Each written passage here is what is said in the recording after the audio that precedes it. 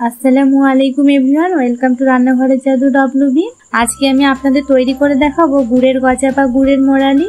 এই গুড়ের গজাগুলো আমরা বেশিরভাগ মেলাতে গিয়ে দেখতে পাই, মেলাতে গিয়ে কিনেও নিয়ে আসি।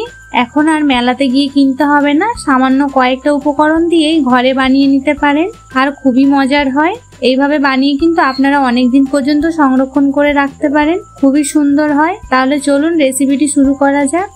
আমি সবার প্রথমে একটা মিক্সিং বলে 2.5 বাটি ময়দা নিয়ে নেব।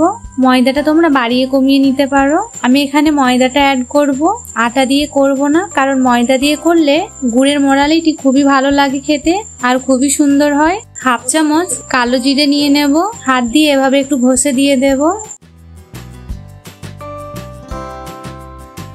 আর 1/2 চামচ আমি আজওয়ান দিয়ে দেব। 1/2 চামচ বেকিং সোডা আর পরিমাণ মতো নুন দিয়ে আমি সবগুলো উপকরণ খুব ভালোভাবে মিশিয়ে নেব।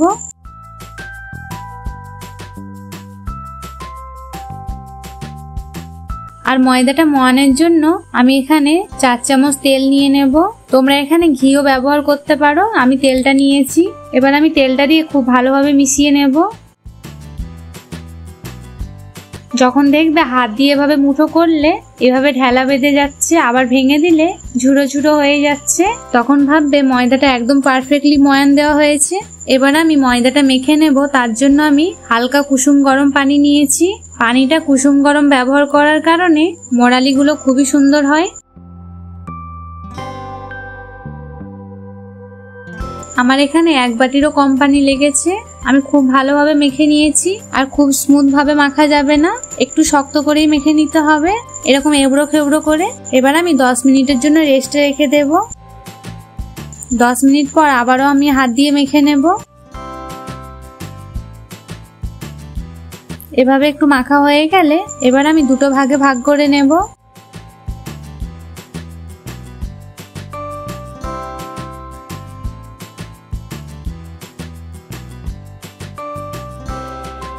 এবার অল্প একটু ময়দা ছিটিয়ে একটা লেচি আমি খুব ভালোভাবে বেলে নেব।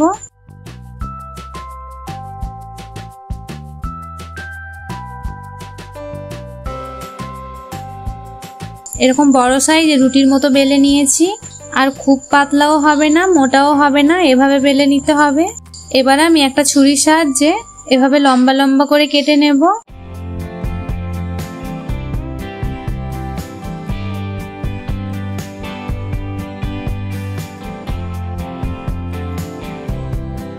এভাবে লম্বা লম্বা করে কেটে নিয়েছি। এবার আমি মাঝ বরাবর আবারও কেটে দেব, গজা শেপ দিয়ে নেব।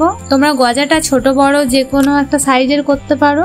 আমি এই সাইজের করে নিয়েছি গজাগুলো। একটা প্লেটের মধ্যে সবগুলো তুলে নেব। এবার আমি গজাগুলো ভাজতে চলে যাব।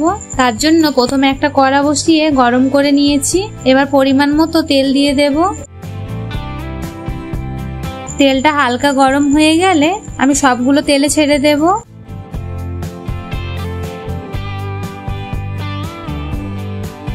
আমি লো টু মিডিয়ামে রেখে গজাগুলো ভেজে নেব। কিছুক্ষণ পর দেখতেই পাচ্ছেন কি সুন্দর ফুলে উঠেছে গজাগুলো। আর যত হালকা আছে গজাগুলো ভাজা হবে তত বেশি ক্রিস্পি হবে, আর অনেক দিন পর্যন্ত সংরক্ষণ করে রাখা যাবে। এরকম সুন্দর একটা কালার চলে আসলে এবার আমি তেল ঝরিয়ে তুলে নিচ্ছি। আমি সেম ভাবে সবগুলো গজা ভেজে নেব। গজাগুলো ভাজা হয়ে গেলে এবার আমি একটা কড়া বসিয়ে 250 গ্রামের মতো গুড় নিয়ে নেব। এখানে আমি আখের গুড় অ্যাড করেছি। এবার গুড়টা গলানোর জন্য আমি অল্প একটু পানি দিয়ে দেব। এবার খুব ভালোভাবে গুড়টা নেড়ে চেড়ে আমি গলিয়ে নেব। কিছুক্ষণ এভাবে নেড়ে চেড়ে এভাবে গুড়টা গলিয়ে নিয়েছি। এবার গুড়টা পারফেক্ট হয়েছে নাকি আমি কিভাবে বুঝবো? এভাবে হাতের মধ্যে নিলে এরকম একটা তার তৈরি হবে, তখন ভাববো গুড়টা একদম রেডি। এবার আমি ভেজে রাখা মুড়ালিগুলো গুড়ের মধ্যে দিয়ে দেব, আর আঁচটা আমি লো ফ্লেমেই রাখবো। এভাবে আমি সমানে নাড়তে থাকবো। আর যদি মনে হয় গুড়টা অনেকটাই বেশি হয়ে গেছে, তখন আপনারা অল্প একটু এভাবে চালের গুঁড়ি অ্যাড করতে পারেন। এতে করে খুব তাড়াতাড়ি গুড়টা শুকিয়ে যাবে আর মোড়ালিগুলোর গায়ে খুব ভালোভাবে লেগে যাবে।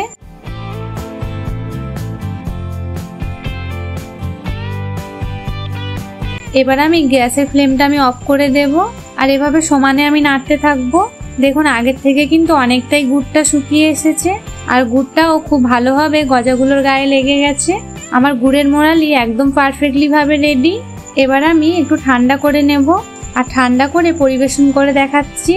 কি দেখে মনে হচ্ছে তো একদম মেলার মতো।